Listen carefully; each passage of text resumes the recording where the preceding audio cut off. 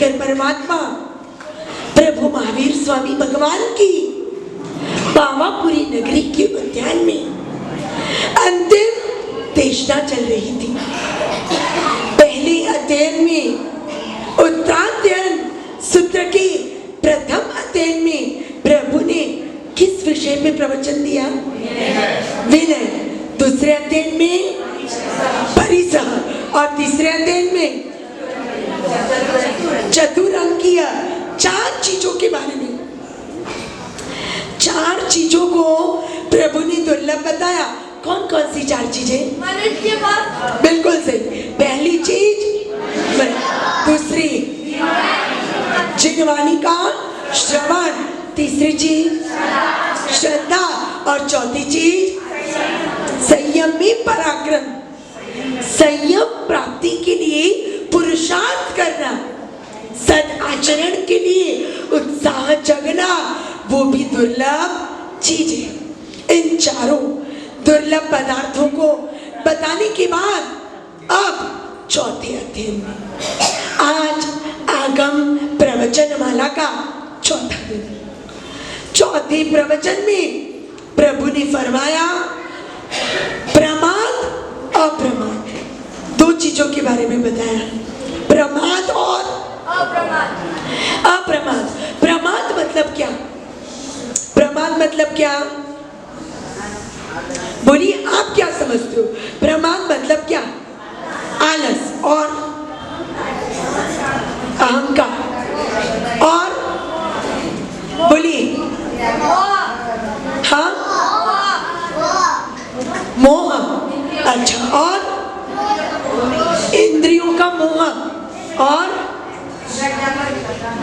इंद्रियों का मोह नहीं, इंद्रियों के विषयों के प्रति पराधीनता, मग्नता, इंद्रियों में लिप्त हो जाना, उसका नाम है प्रमाद। और इस चौथे अध्याय में प्रभु ने कुल 6 विपरीत मान्यताओं का समाधान किया।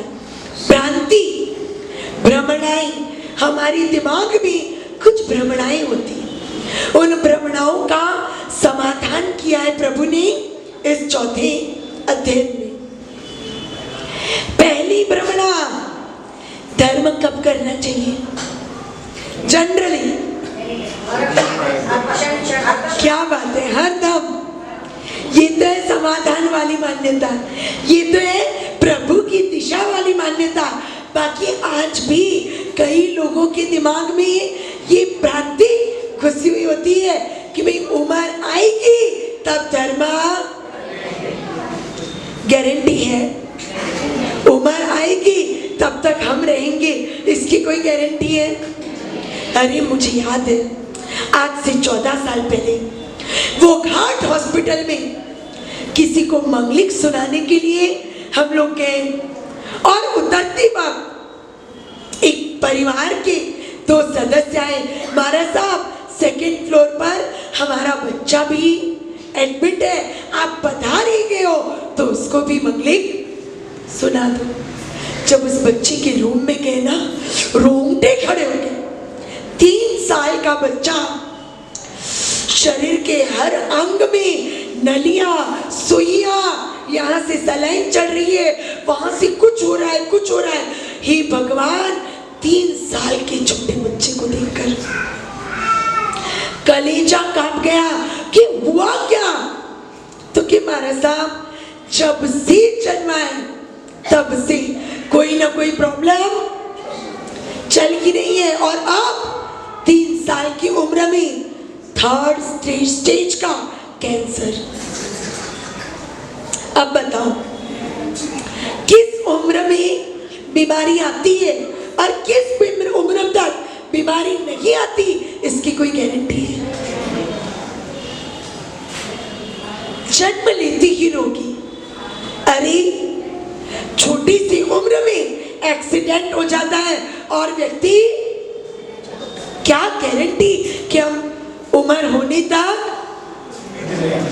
जीवित रहेंगे? बुढ़ापा आएगा, इसकी कोई गारंटी? जन्म जरा मृत्यु निवारण बोलते हो ना पर प्रभु की पूजा के वक्त, जन्म है तो मृत्यु तो निश्चित है, जरा आएगी या नहीं आएगी इसकी गारंटी। और अगर बुढ़ापा आ भी गया तो क्या उस वक्त धन साथ देगा? होते हैं कोई पुण्यशाली। अब भी पिछली आखा तीज को राजकोट के एक श्रावक ने वर्षी तप का पारणा किया। क्या उम्र? तो कि 104 साल की उम्र। बाप रे, 104 साल की उम्र में वर्षी तप करने की शरीर की अनुकूलता रही, ये उनके प्रबल पुण्य का उदय। बाकी तो छोटी उम्र में आजकल तो दवाइयाँ नहीं होती, बच्चा जन्मा ना तब से दवाई के खर्चे, कफ हुआ, एसिडिटी हुई, ये दुखा वो दुखा, कुछ ना कुछ चालू ही रहता है। ऐसा तो अपना शरीर, और इस शरीर के साथ क्या हम इस भ्रम में जी सकते हैं कि उम्र होगी तब? प्रभु महावीर स्वामी भगवान ने फरमाया उम्र की राह नहीं दिखना है। क्यों? क्योंकि धर्म साधना वो उम्र की मोहताज नहीं है। जिस उम्र में जागे तब सवेरा। मुझे याद है आज से 7 साल पहले हम लोग बॉम्बे थे, एक परिवार की दीक्षा हो रही थी गोरेगांव। बॉम्बे जितनी मोहन नगरी के रूप में बॉम्बे जाना जाता है ना, उतनी ही वो धर्म नगरी भी है, उतनी ही वो वैराग्य नगरी भी है। हम जब गोरेगांव गए तब 1 साल में, सिर्फ 1 साल की बात कर रही हूँ, 1 साल में गोरेगांव में उस साल 21 दीक्षाएं हुई थी। कितनी दीक्षा? बाहर गांव के बच्चे आके गोरेगांव में दीक्षा ले रहे, उसकी बात नहीं, गोरेगांव के ही लड़के लड़की दीक्षा ले रहे। ऐसी 1 साल में 21वीं दीक्षा थी। और उससे भी बड़ी अनुमोदना की बात बताओ, उस 21 में लड़कियां कितनी थी और लड़के कितने थे? 16 लड़के और 5। जनरली होता क्या है? उल्टा। इवन अपनी प्रवचन सभा में भी देखो, कौन ज्यादा और कौन कम? बहनें ज्यादा और भाई कम, बराबर। दीक्षा में भी ऐसे ही होता है, दीक्षा में भी ऐसे ही होता है। अब पूरी साल में अगर 500 दीक्षा हुई तो लगभग 350 तो लड़कियां होती है और 150। लेकिन गोरेगांव का रेशियो क्या था? 21 में से 16 लड़के। लड़के लोग सावधान, आत्मकल्याण करना है तो फिर जीवन में एक बार जागृति आने के बाद वो व्यक्ति रुक नहीं सकता। मैं बात कर रही हूँ, हम गोरेगांव के एक ही परिवार के 5 लोग दीक्षा ले रहे थे, पति पत्नी, 2 लड़कियां और 1 लड़का। लड़कियों की उम्र, एक की उम्र 15 साल, एक की उम्र 13 साल, लेकिन जो लड़का था वो सिर्फ 8 साल का था। कितने साल का बच्चा? लेना चाहिए या नहीं लेना चाहिए इस उम्र में दीक्षा? किसको? दूसरे ले तो लेना चाहिए, और खुद का बच्चा ले तो तमाचा मारेंगे। हाँ, ढंग से नाश्ता तो करता नहीं है और आया बड़ा। अरे दूसरे ले तो नैनका मौसी, नैनका मौसी, नैनका मौसी वास्ते कोई लाऊ। हाँ, इतना लाड़ प्यार दुलार, और जब खुद के बच्चे तैयार होते तो अरे दीक्षा की बात तो बहुत दूर, एक एम्बेल या एकाष्ठा भी करना होता है ना, तो मम्मी पापा की ना ना ना चालू हो जाती है। नहीं नहीं, तुझसे नहीं होगा, भूख लग जाएगी। अरे क्या भूख लग जाएगी? ये बच्चे तो पूरा दिन खेल कूद में मस्त होते, खाना पीना भी उन्हें याद नहीं आता। और उन बच्चों को जब तब की बात आती है तब आप याद रखना, बचपन से जो संस्कार दोगे ना वही उनके जीवन का आधार बनेगा। बचपन में दिए संस्कार उनके जीवन का निर्माण करते। अब निर्माण कैसा करना है वो मम्मी पापा के हाथ में होता है। 8 साल का बच्चा दीक्षा ले रहा है भव्यता से। उनके परिवार वालों ने दीक्षा का महोत्सव रखा। अब पूरा का पूरा परिवार दीक्षा ले रहा था ना, 2 भाइयों का परिवार था, एक भाई का पूरा परिवार दीक्षा ले रहा था। तो बड़े भाई ने बोल दिया मुझे तेरे भाग का 1 रुपया भी नहीं चाहिए। तो पूरा संसार छोड़ रहा है, तू पूरा संसार छोड़ रहा है, मैं कुछ लाख रुपए में क्या मोह लगाऊं। उन्होंने कहा तेरे भाग का जो भी है तू पूरा तेरी मर्जी से खर्चा कर ले। सिर्फ 5 दिन के दीक्षा महोत्सव में 3 करोड़ रुपए का खर्चा किया। सांची में इतने बड़े बड़े चांदी के सिक्के बनवाए ओघे के आकार के, अच्छे मोटे मोटे सिक्के ओघे के आकार के, और सांची में बांटे। अरे बैठा वर्षीदान हुआ ना, मुझे नहीं लगता आपके घर में उपयोग में आने वाली कोई चीज बाकी होगी वर्षीदान में। दिल खोल के खर्चा किया। बात खर्चे की नहीं है, बात त्याग की भावना की है। विदाई से वो छोटा सा बच्चा अपनी विदाई स्पीच देने के लिए खड़ा हुआ। उम्र में छोटा लेकिन बुद्धि में एकदम जोरदार। और उसके गुरु पूज्य आचार्य भगवान मुक्ति वल्लभ सुरेश्वर जी महाराज साहब, पूज्य आचार्य भगवान उदय वल्लभ सुरी महाराज साहब, प्रज्ञा और प्रतिभा का खजाना, उनके हाथों के नीचे संयम की ट्रेनिंग ली थी उस नन्हे बच्चे ने।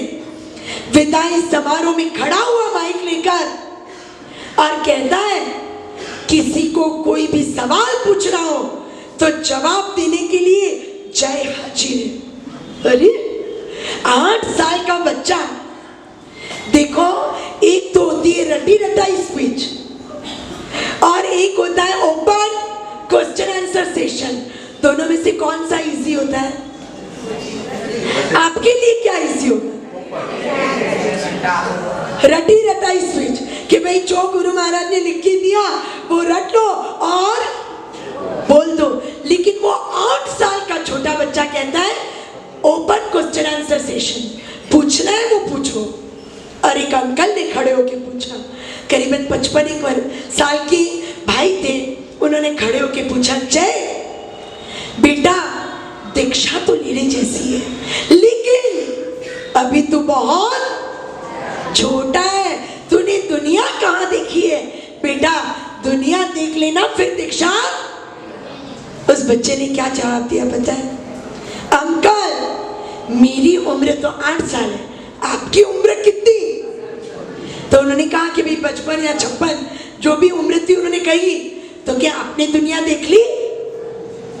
तो क्या हाँ, तो क्या आप नीचे क्यों खड़े हो? आओ ऊपर। हे भगवान, ये वाक्य बोलने की भी हिम्मत चाहिए। और बात सही थी या गलत आप बताइए? सही थी। क्या बात है? ये सामने बैठी हुई मैंने तो इतनी जोर से सही थी बोल रही है कि मुझे लग रहा है कार्तिक पूनम आने तक हे भगवान, देखो लेने जैसा संयम, छोड़ने जैसा और पानी जैसा मोक्ष। ये 3 चीजें मन में, मस्तिष्क में, दिल में, दिमाग में इतनी जच जानी चाहिए। ले सकेंगे या नहीं ले सकेंगे ये आपके पुण्य और पुरुषार्थ इन दोनों पर निर्भर। बराबर पुण्य भी चाहिए और दोनों चीज चाहिए। सिर्फ कर्मों को दोष देने से कुछ नहीं होता। पुण्य भी चाहिए और पुरुषार्थ भी चाहिए, लेकिन सत्य की समझ तो होनी चाहिए। वो 8 साल का छोटा सा बच्चा, मैं आपको उनकी बात बताऊं ना, दीक्षा की बात भी हमको मिले और उनका व्यवहार कैसा था वो मैं आपको आगे बताऊंगी। अभी बात चल रही है उनके विदाई समारोह की। एक व्यक्ति ने कहा कि बेटा हम बड़े, हम तो संयम लेने के लिए तैयार नहीं हुए, मंजूर, लेकिन बेटा अभी तुझ में अक्ल ही कितनी है, छोटी सी उम्र, छोटी सी बुद्धि, कैसी तू इतना बड़ा निर्णय कर पा रहा है। तब उस बच्चे ने जो जवाब दिया, उसने कहा अंकल, जगत गुरु हीर सुरेश्वर जी महाराज साहब जब गांधार में पधार रहे थे, तब चातुर्मास करवाने की भावना वाले सुश्रावक रामजी गंधारियों को एक सेवक आकर बधाई देता है कि गुरुदेव पधार रहे हैं, गुरुदेव पधार रहे हैं, मेरे गुरुदेव पधार रहे हैं। आनंद ही आनंद में रामजी गंधारिया ने अपनी 500 चाबियों का पूरा गुच्छा उस सेवक के सामने रख दिया और कहा, जो चाबी तुझे पसंद करनी है पसंद कर ले। उस चाबी से जो गोडाउन, जो दुकान, जो तिजोरी, जो भी खुलेगा, उसके अंदर का पूरा माल सामान, पूरा धन संपत्ति का मैं तुझे दान कर दूंगा। सेवक गरीब था, सेवक भोला था, उसने क्या किया? कौन सी चाबी पसंद थी? बड़े से बड़ी चाबी। आप होते तो कौन सी करते? कौन सी? बड़ी लेते? ठीक है ठीक है, भाइयों को पूछती हूँ, बोलो भाइयों। छोटी? हे भगवान, छोटे छोटे बच्चे भी आपसे ज्यादा स्मार्ट है। क्यों बेटा, छोटी क्यों लेते? बिल्कुल सही जवाब। हमारा अक्षत ऐसे भी बुद्धि निदान है। क्या कहा उसने पता है? छोटी चाबी पसंद करूंगा। क्यों? क्योंकि छोटी चाबी तिजोरी की होती है। क्वांटिटी की दृष्टि से देखा जाए तो बड़ी चाबी से खुलने वाले गोडाउन में सामान ज्यादा, लेकिन क्वालिटी की दृष्टि से देखा जाए तो एक्चुअली प्रॉफिट किसमें? तिजोरी में ना। हाँ, तो वो जो सेवक था ना, वो आपके जैसा नहीं था। उसने इन आंटियों की तरह सोचा। हाँ, उसने इन आंटियों की तरह सोचा और उसने सोचा बड़ी चाबी लूंगा तो माल ज्यादा मिलेगा। क्या हुआ? बड़ी से बड़ी चाबी। अब रामजी गंधारिया ने तो कमिटमेंट की थी ना, तो उसने कहा चलो इस चाबी से क्या खुलता है। बड़ा गोडाउन खुला, एकदम बड़ा गोडाउन। क्या था उस गोडाउन में पता है? रामजी गंधारिया व्यापार के लिए अपना माल जब विदेश में भेजता था ना, तो बड़े बड़े जहाजों के द्वारा समुद्र से उसका सामान विदेश पहुंचता था। तो वो बड़े जहाजों को बांधने के लिए मोटे मोटे रस्से चाहिए। वो रस्सियों के ढगले भरे पड़े थे और जहाज को रोकने के लिए एंकर मतलब लंगर चाहिए। वो लंगर पड़े थे लोहे के बड़े बड़े, और उन जहाजों को रिपेयर करने के लिए लोहे के बड़े बड़े 1-1 फुट बड़े बड़े खिल्ले चाहिए थे। वो खिल्ले पड़े थे उसमें। अब जैसे ही गोडाउन खुला, वो सेवक सिर पे हाथ देता है, अरे यार, काश मुझे इन बच्चों जैसी सद्बुद्धि आ जाती तो मैं भी छोटी चाबी चुनता, लेकिन इन आंटियों जैसी बुद्धि आई और मैंने बड़ी चाबी चुन ली। लेकिन आपको पता है, उस बड़ी चाबी से खुलने वाले गोडाउन के पूरे माल की कीमत वो रस्सी और एंकर को क्या करता ना वो नौकर।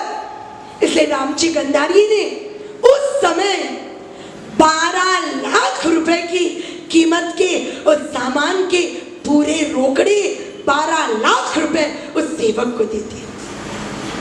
ये थी गुरु भक्ति रामजी गंधारिया की, और ये था प्रभाव जगत गुरु हीर सुरेश्वर जी महाराज का। उस छोटे बच्चे ने ये विदाई समारोह में बोला और उसने कहा, मैं सारे अंकल और आंटी से पूछना चाहता हूँ कि आप हो बड़ी चाबी जैसे और मैं हूँ, अब बोलो तिजोरी कौन सी चाबी से खुलेगी?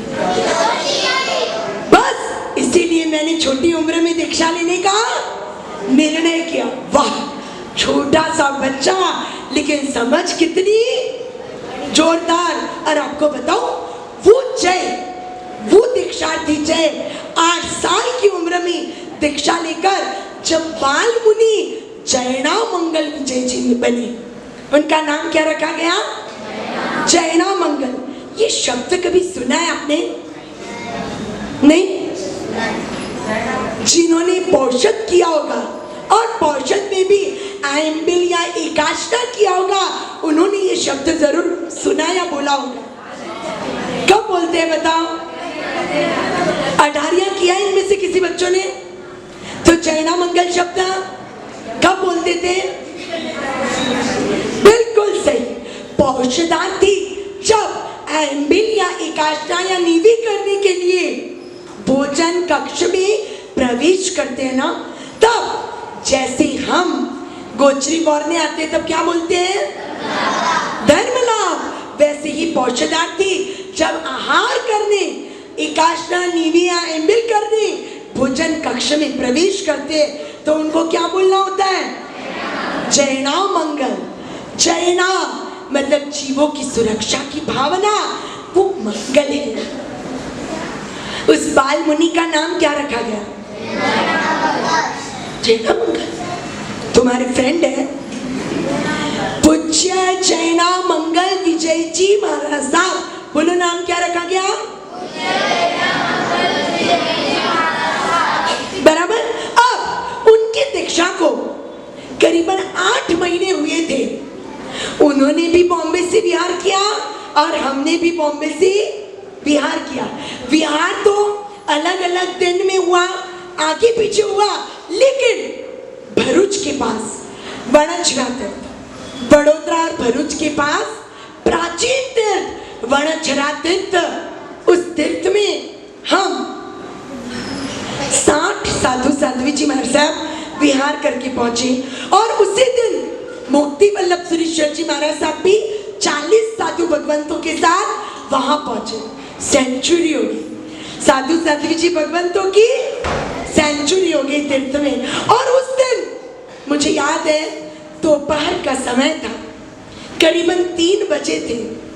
पूज्य प्रवर्तिनी गुरुवर्या बेन महाराज साहब और हम करीबन 45 साध्वी जी गुरु भगवंतों को वंदन करने के लिए गुरु भगवंतों के उपाश्रय में पहुंचे।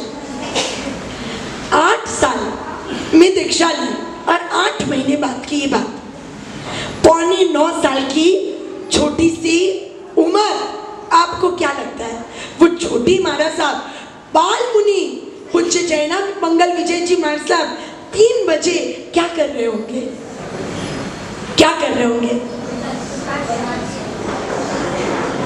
स्वाध्याय। हमने जब प्रवेश किया, 45 साध्वी जी भगवंतों का इतना बड़ा ग्रुप उपाश्रय में प्रवेश कर रहा है। आपको बताओ वो 20 मिनट उस उपाश्रय में मेरे जीवन के यादगार 20 मिनट बन गए। 8.25 साल की उम्र के छोटे से बाल मुनि, एक बार क्या हुआ फिर? इतनी अति परिग्रह की भावना, इतनी अति धन के ऊपर आसक्ति महाराजा श्रेणी के पास नहीं था, उससे कई गुना ज्यादा धन मम्मन सेठ ने एकत्रित किया। लेकिन आसक्ति, हाय पैसा मेरा पैसा, हाय पैसा मेरा पैसा, इतनी हाय हाय लगाई उसने अपने जीवन में कि उस आसक्ति के कारण, उस तीव्र परिग्रह के कारण वो मरकर 7वीं नरक में गया। प्रभु महावीर स्वामी भगवान उत्तराध्ययन के 4थे अध्ययन में फरमा रहे हैं, धन की आसक्ति व्यक्ति को दुर्गति में ले जा सकती है। मिला है पुण्य से तो उसका सदुपयोग कर लेना, क्योंकि धन कितना भी संभाल कर रखो किसी ना किसी रास्ते जाने ही वाला है। और अगर धन नहीं भी जाए ना तो अपन तो कोई अमर पट्टा लिखा के आया है क्या? हाँ कि नहीं भाई मैंने 100-200 करोड़ 2000 करोड़ जोड़ लिए तो अब मैं अमर बन गया, है कोई ऐसा? तो फिर प्रभु ने कहा धन की आसक्ति व्यक्ति को दुर्गति में ले जा सकती है, धन का सदुपयोग व्यक्ति के लिए सदगति के द्वार खोल सकता है। पुरुषार्थों में प्रधानता धन की नहीं धर्म की, क्योंकि धर्म मतलब क्या? दुर्गतिम प्रपतत प्राणिन धारयति इति धर्म। संस्कृत भाषा में कोई भी शब्द बनता है ना तो उसके पीछे लॉजिक होता है, उसकी व्युत्पत्ति होती है। और धर्म शब्द की व्युत्पत्ति है जो धारण कर ले वो धर्म, दुर्गति में गिरते हुए जीवों को जो बचा ले, जो हाथ थाम ले, उसका नाम धर्म। कल रविवार है ना, तारीख क्या है? 17 तारीख।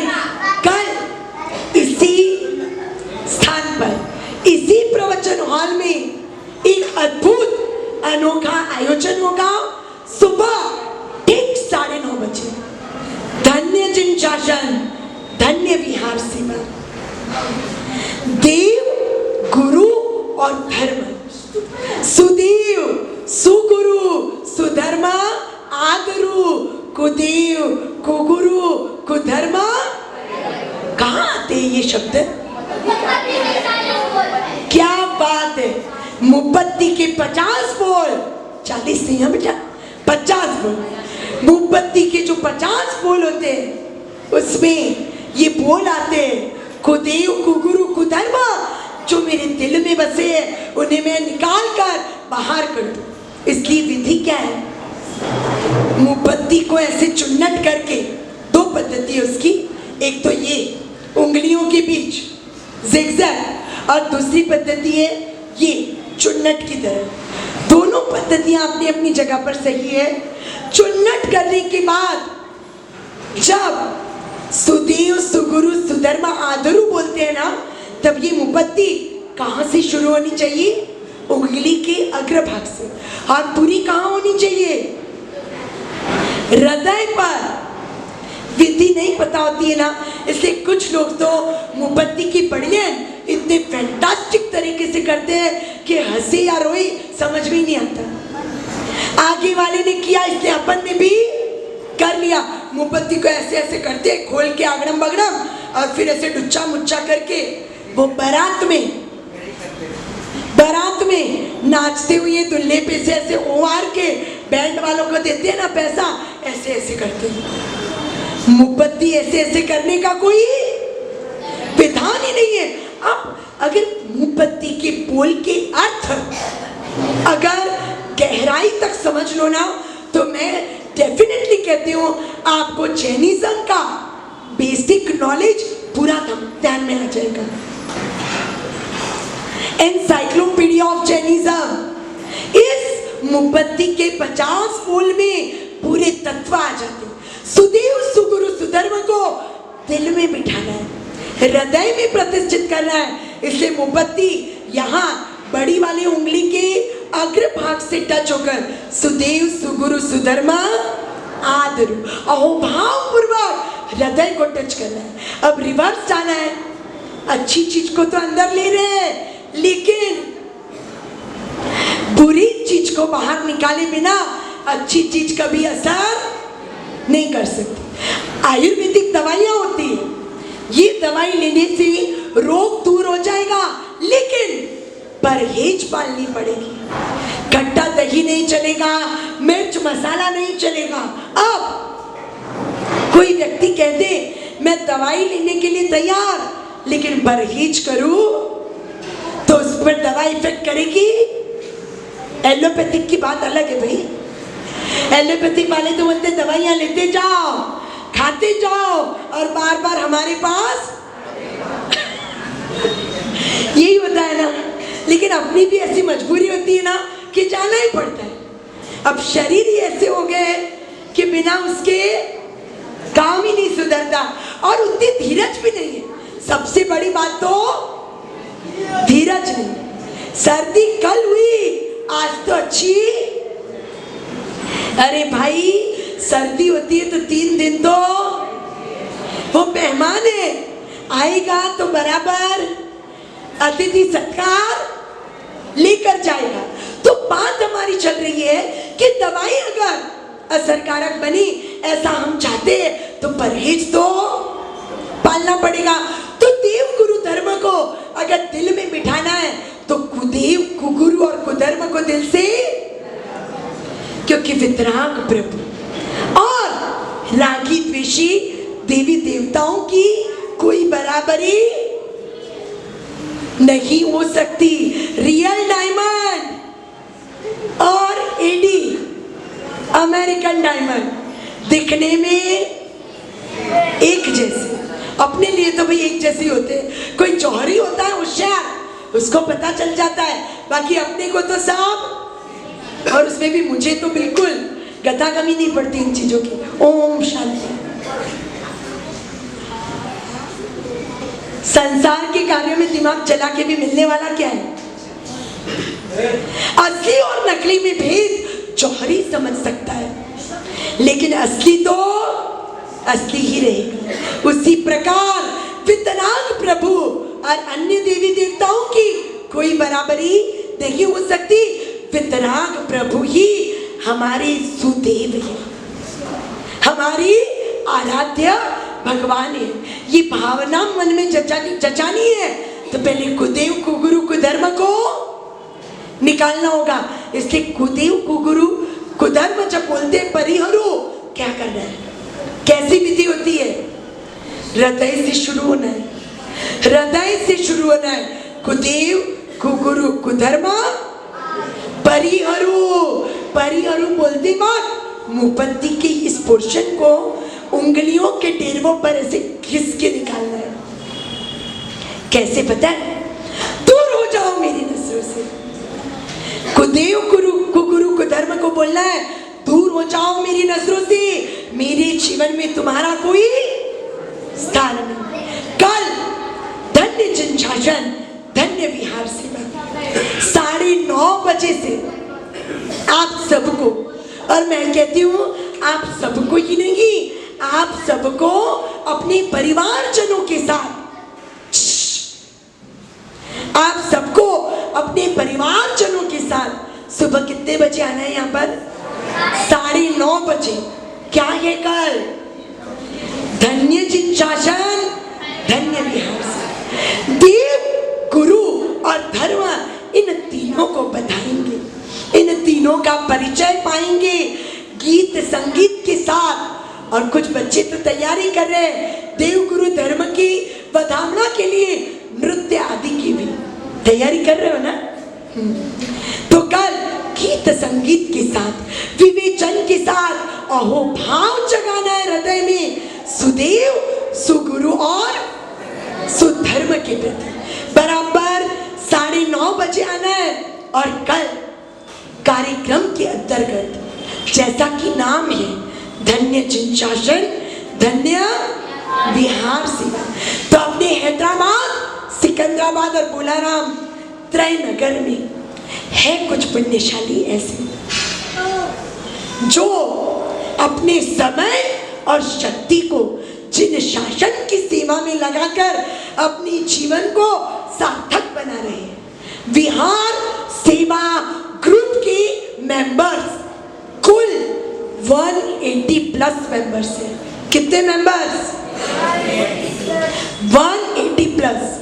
उसमें 80 मेंबर्स की टीम है जो हमारे सबके साथ विहार करती है। एक स्थान से दूसरे स्थान पर जाना हो हमारे सबको, तो विहार में साथ में चलकर संयम की और संयमी की सुरक्षा के लिए परिश्रम करते हैं। धन्य अपना अपना रूटीन, अपना अपना अपना जीवन, अपनी अपनी जिम्मेदारियां तो सबके सिर पर होती है, लेकिन उन जिम्मेदारियों के साथ जिन शासन के प्रति अहोभाव के कारण अपना कर्तव्य समझकर जो महाराज साहब के साथ विहार करते हैं। 80 मेंबर्स, 40 मेंबर्स हैं गोचरी व्यावच ग्रुप के। गोचरी व्यावच ग्रुप महाराज साहब विहार करके आते हैं। गाँव में जैनों के घर नहीं होते, अरे जैनों के तो दूर, शाकाहारियों के भी घर नहीं होते। ऐसी स्थिति अपने एरिया में। हम लोग नागपुर से विहार करके हैदराबाद आ रहे थे। पेद्दापल्ली तक तो छत्तीसगढ़ से महाराष्ट्र तक, और पेद्दापल्ली तक कोई ज्यादा तकलीफें नहीं हुई, लेकिन पेद्दापल्ली से कुलपाक जी पहुंचने तक जो तकलीफें हुई है, या जगह का भी अभाव, व्यवस्था की श्रावकों ने हमारी रुकने के लिए। हम जब वहां पहुंचे, एक तरफ चिकन सेंटर और दूसरी तरफ पोल्ट्री फार्म। अब बताओ ऐसी जगह पे हम कैसे रुके? अंडे तो जैसे इतने कॉमन हो गए कि हर किराने की दुकान पे भी अंडे के ट्रे पड़े होते। रुकने के स्थान का अभाव तो गोचरी के तो ठिकाने की बात कहा। और विहार सेवा ग्रुप की एक टीम पूरी महाराज साहब के लिए विहार में गोचरी पानी बहाने के लिए जाती। देखिए, एक टंक की भी गोचरी बहाने जाना है ना, तो तैयारियों से लेकर वहां जाना, वापिस आना, लगभग पूरा दिन बीत जाता है। सबकी अपनी जिम्मेदारियां होती है, सबके अपने काम होते हैं, लेकिन उनके बीच भी जो अपना अमूल्य समय जिन शासन की सेवा के लिए समर्पित करते हैं, ऐसे पुण्यशाली आराधकों का कल धन्य जिन शासन धन्य विहार सेवा के प्रोग्राम में बहुमान किया जाएगा। गोशा महल श्री संघ द्वारा ये अद्भुत और अनुपम जो आयोजन किया जा रहा है, अनुमोदना के लिए, पुण्यशालियों के उत्साह को बढ़ाने के लिए, और खुद भी विहार सेवा से जुड़ने की भावना से आप सबको कल सुबह कितने बजे आना है? बिल्कुल 9:30 बजे सभी को आना है। कल साधर्मिक भक्ति का लाभ लेकर धन्य बन रहे विहार सेवा में जिनकी अत्यंत अभिरुचि थी, ऐसे गुरु भक्त श्रीमती मोहिनी देवी प्रेमचंद जी ओस्तवाल, पायका कॉलोनी, सिकंदराबाद वालों ने साधर्मिक भक्ति का भी लाभ लिया है। आप उनको जरूर लाभ देंगे, लेकिन एक बात थोड़ी सी, अपना ही जो पूरा एरिया है ना, इस एरिया में रहने वाले लोग, मैं बार बार कहती हूँ, बहुत उत्साही है, बहुत धर्म रुचि वाले हैं, बहुत सेवा भावी भी है, प्रेम स्नेह भावना सब में आप अव्वल हो। लेकिन एक चीज और जुड़ जाए ना तो एकदम सोने में सुहागा मिल जाए। कौन सी चीज? अनुशासन। कौन सी चीज? अनुशासन। एक तो प्रोग्राम शुरू हुआ है तो प्रोग्राम में बैठे हुए लोगों के लिए साधर्मिक भक्ति होती है, एक ये अनुशासन ध्यान में रखना। देखो, लाभ लेने वाला लाभ लेने की भावना से धन्य बन जाएगा, लेकिन अपन भी कोई ऑर्डिनरी व्यक्ति थोड़ी है, अपने को भी तो धन्य बनना है ना। प्रोग्राम अटेंड किया तो साधर्मिक भक्ति का लाभ देना है। बाकी 11 बजे तक क्रिकेट खेल रहे, 12 बजे तक नहा धोकर बॉडी स्प्रे छिड़क के रेडी हो रहे, और 12:10 पर आकर डायरेक्ट नीचे साधर्मिक भक्ति का सही है क्या? आप बताओ। मैं सही या गलत नहीं कहूंगी, आप खुद कहो ये व्यवहार सही है या गलत? गलत है। बच्चे मन के सच्चे, बच्चे तो समझ जाते हैं, लेकिन माता पिताओं को समझना जरूरी है। मैंने बीच में भी एक बार कहा था कि बच्चों को प्रोग्राम के बारे में इन्फॉर्म नहीं करते कई माता पिता। जीवन है आ जाना, ये इंफॉर्मेशन पहुंचती है घर पर। सच कहूं, दया आती है ऐसी मानसिकता पर जो अपने बच्चों को धर्म से जोड़ना नहीं चाहते। हम ये जो परिश्रम करते हैं ना, मेरे गले की हालत देखो, ये ऐसे ही नहीं हुआ है। चौमासी, चौदस और गुरु पूर्णिमा के दिन 2 दिन जो फुल डे गला चलती रहा, उसका परिणाम है कि तीसरे दिन सीधा वो भी कहता है कि भाई मेरी शक्ति से ऊपर मुझे क्यों चलाते हो। गुरु पूर्णिमा के दिन सोचा था कि व्याख्यान के बाद मौन करूंगी, लेकिन पूरा दिन सिकंदराबाद से, बरकतपुरा से, काचीगुड़ा से, कोठी से, अलग अलग एरिया से इतने लोग वंदन करने, मिलने की भावना से आए, आशीर्वाद लेने की भावना से आए कि अब कोई दूर से आया है तो बोलना ही पड़ता है। लेकिन याद रखिएगा, प्रतिकूलताओं के बीच भी हम जो परिश्रम लेते हैं ना, उसका रिजल्ट मिलना चाहिए। साधु साध्वी जी भगवान हर साल चौमासे के लिए आते हैं। हर साल हर महाराज साहब अपनी बनती कोशिश से आपको, आपके परिवार को, पूरी संघ को धर्म से जोड़ने की कोशिश करते हैं। लेकिन वो कोशिश कब सफल होगी? जब माता पिता संकल्प करेंगे कि मुझे मेरे परिवार को धर्म से जोड़ना है, तब। और मैं आशा नहीं, पूरा विश्वास रखती हूँ कि आप कल के प्रोग्राम में ही हमारी इस श्रद्धा को, हमारे इस विश्वास को संपूर्ण रूप से सफल बनाओगे। प्रतिक्रमण के लिए एक बार मैंने व्याख्यान में बोला, और सचमुच उसी दिन शाम के प्रतिक्रमण में मुझे बहनों ने बोला, महाराज साहब फर्क पड़ गया है। घर पर प्रतिक्रमण करने की इच्छुक बहनें भी अब उपाश्रय में आकर प्रतिक्रमण करने लग गई है, क्योंकि गुरु के सानिध्य में की हुई आराधना सफल होती है। प्रभु महावीर ने भ्रमणा का निवारण करते हुए कहा, किसी ने कहा आराधना, साधना एकांत में करनी चाहिए। लोगों के बीच कहाँ आराधना होती है? गुफा में जाकर अकेले बैठकर ध्यान होता है, अकेले बैठकर साधना होती है। तो प्रभु महावीर ने फरमाया, एकांत रूप से ये सत्य नहीं है। साधना तो गुरु के सानिध्य में हो तो ही सफल होती है। गुरु की आज्ञा, गुरु के उपदेश और गुरु की हित शिक्षा शिष्य का कल्याण करती है। 3 भ्रमणाओं का निवारण किया। पहली भ्रमणा थी बुढ़ापे में धर्म, दूसरी भ्रमणा थी धन सबसे महत्वपूर्ण, तो प्रभु ने कहा नहीं, धर्म सबसे महत्वपूर्ण। तीसरी भ्रमणा थी एकांत में धर्म, तो प्रभु ने कहा नहीं, गुरु में धर्म। चौथी भ्रमणा है कर्म जो करते हैं ना, उसका फल प्रभव में मिलता है। या तो प्रभव जैसी कोई चीज ही नहीं तो कोई फल मिलता नहीं। तो प्रभु ने कहा ऐसा नहीं होता। कर्म किए हैं तो या तो इस भव में उदय आएंगे, या तो आने वाले किसी भी भव में उदय में आएंगे। लेकिन कर्म किए तो भोगना तो। प्रभु महावीर स्वामी भगवान को भी त्रिपृष्ठ वासुदेव के भव में किया हुआ कर्म, शैया पालक के कान में गरम गरम शीशे का उबलता हुआ रस तलवाया, कब उदय में आया? 27वें भव, कान में खीले ठोके गए।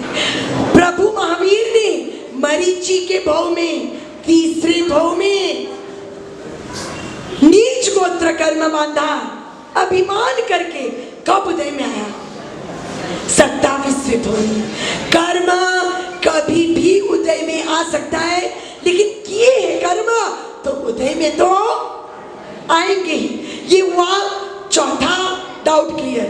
5वां, एक व्यक्ति व्यक्ति अगर परिवार के लिए पाप करता है तो पाप का फल भुगतने का मौका जब आएगा तब पूरा परिवार भुगतेगा, या पाप करने वाला वो व्यक्ति कौन भुगतेगा? प्रभु ने फरमा दिया जो पाप करेगा वो भुगतेगा। इस भ्रम में रहना मत कि मैं औरों के लिए कर रहा हूं तो फल भुगतते वक्त वो भी दुख में सहभागी बनेंगे। नहीं, सुख के सब साथी, दुख में ना कोई। सुख के दिन आते हैं तब तो सब आ जाएंगे, मैं तेरा भाई, मैं तेरा फ्रेंड, मैं तेरा काका और मैं तेरा भतीजा। लेकिन दुख आता है तब वैसा ही कर्म के उदय में होता है। कर्म जो करता है उसी को भुगतना पड़ता है। इससे आगे वाला आखिरी डाउट, छठवां डाउट, इच्छा।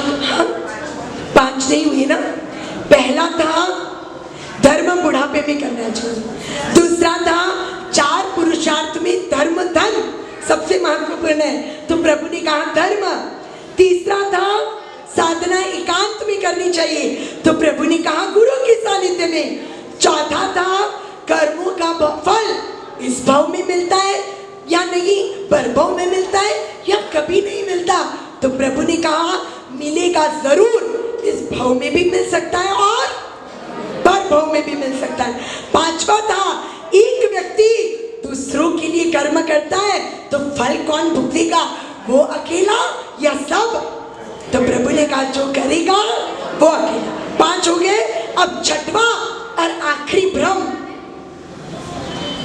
इच्छा के निरोध से, संयम की साधना से मुक्ति मिलती है तो अंत समय में कर लेंगे भाई, अंत समय में कर लेंगे इच्छा का निरोध, अंत समय में ले लेंगे दीक्षा।